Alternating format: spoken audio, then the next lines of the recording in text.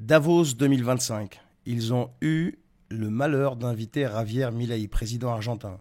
Eh bien, il est venu et il est monté sur scène et il a lâché une bombe. Le wokisme, il a dit, je cite, un cancer qu'il faut éradiquer. Et il ne s'arrête pas là. Ce discours, c'est un véritable coup de poing contre les élites mondialistes. Alors, vous pensiez avoir tout entendu sur le wokisme? Attendez et écoutez ça, vous allez voir, c'est quand même assez impressionnant. Le mec, il n'a pas froid aux yeux. Il était à la tribune devant tout le monde et il a jeté ça à la face de tout le monde. Il était face à un parterre d'élite mondiale qui était bien installé dans leur confort. Et Milei n'a pas fait dans la dentelle comme à son habitude. Hein. Il explique, je cite, le wokisme est un virus mental. Fin de citation.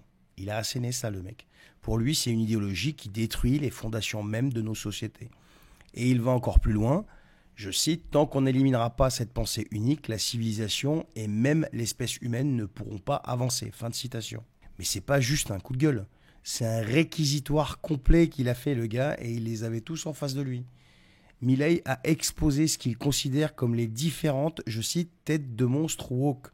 Fin de citation. Le féminisme radical, l'idéologie du genre, l'écologisme extrême, l'immigration massive, l'avortement. Selon lui, tout ça, c'est le même programme. Un programme qui, au lieu de défendre des causes justes, ne sert qu'à renforcer l'État et museler les opposants. Alors, on le savait, très incisif, mais il continue, il mâche pas ses mots. Sur l'idéologie du genre, il accuse directement, je cite, ce sont des p***. Sur l'immigration, il parle de, je cite, collectif, et pour lui, ces pratiques seront bientôt jugées aussi durement que les périodes les plus sombres de l'histoire. Vous voyez le ton. Pas de filtre, pas de demi-mesure, imaginez juste les tronches des gens qui étaient en face. Et Milei, comme à son habitude, ne se contente pas de dénoncer. Il se place en leader d'un mouvement global contre ce qu'il appelle la tyrannie woke. Et il cite ses alliés comme Trump, Meloni, Orban et même Elon Musk qu'il défend face aux attaques des médias mainstream. Pour lui, Musk incarne l'enthousiasme et la résistance contre cette idéologie qu'il déteste.